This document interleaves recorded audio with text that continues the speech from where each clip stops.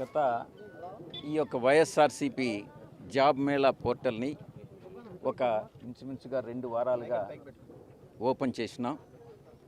రోజుకి 2 గంటలు మాత్రమే ఈ పోర్టల్ ఓపెన్ చేస్తున్నాం. ఎందుకనంటే ఒక్కసారి మొత్తం ఒకేసారి అప్లై చేసుకున్నప్పుడు బ్లాక్ అయిపోతూ ఉంది. కాబట్టి రెండు గంటలు మాత్రమే రోజుకి ఓపెన్ చేసినప్పటికీ ఇప్పటి వరకు 1,33,000 మంది ఎన్రోల్ చేసుకున్నారు.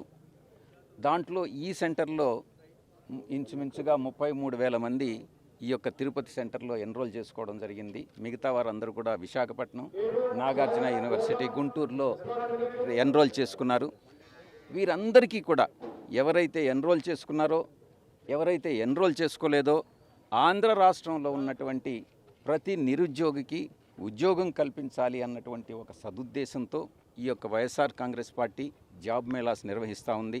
వారందరికీ కూడా ఇప్పుడు హామీ ఇవ్వడం జరిగింది. మా గౌరవ ముఖ్యమంత్రి గారి ఆదేశాల మేరకు ఇది ఒక నిరంతర ప్రక్రియగా భావించి శాచ్యురేషన్ మోడ్లో ఈ యొక్క ప్రతి ఒక్కరికి ఉద్యోగ అవకాశాలు కల్పిస్తామన్నటువంటి భరోసా ఇవ్వడం జరిగింది. ఒక 6 నెలలకు ఒకసారో, సంవత్సరానికి ఒకసారో ఈ యొక్క జాబ్ మేళాస్ మళ్ళీ కూడా నిర్వహిస్తాం. ప్రతి ఒక్కరికి రాష్ట్రంలో ఒక నిరుద్యోగి అన్నటువంటి అతను ఉండకూడదు అన్నటువంటి ఉద్దేశంతో 10th క్లాస్ చదువుకున్న వాళ్ళకు కూడా, అంటే టెక్నికల్ క్వాలిఫికేషన్ లేనటువంటి వాళ్ళకి కూడా తగిన స్థాయిలో తగిన రీతిలో ఉద్యోగాలు కల్పిస్తాం. ఎవరికైతే టెక్నికల్ ట్రైనింగ్ అవసరమవుతుందో ఆ టెక్నికల్ ట్రైనింగ్ అంతా కూడా ఏపీ స్కిల్ డెవలప్మెంట్ కార్పొరేషన్ వారు టెక్నికల్ ట్రైనింగ్ ఇస్తారు. మధుసూదన్ రెడ్డి ఇక్కడే ఉన్నారు. టెక్నికల్ ట్రైనింగ్ ఇచ్చిన తర్వాత వారికి కూడా జాబ్ అవకాశాలు కల్పిస్తామని ఈ సందర్భంగా మనవి చేసుకుంటా ఉన్నాం. వీరందరూ కూడా విద్యాభ్యాసం పూర్తి చేసుకున్న తర్వాత వారు భవిష్యత్తులో ఈ యొక్క దేశానికి, రాష్ట్రానికి ఉద్యోగాలు చేసి సేవ చేసి వారందరూ కూడా దేశ అభివృద్ధికి తోడ్పడతారన్నటువంటి విషయం మనందరికీ కూడా తెలుసు.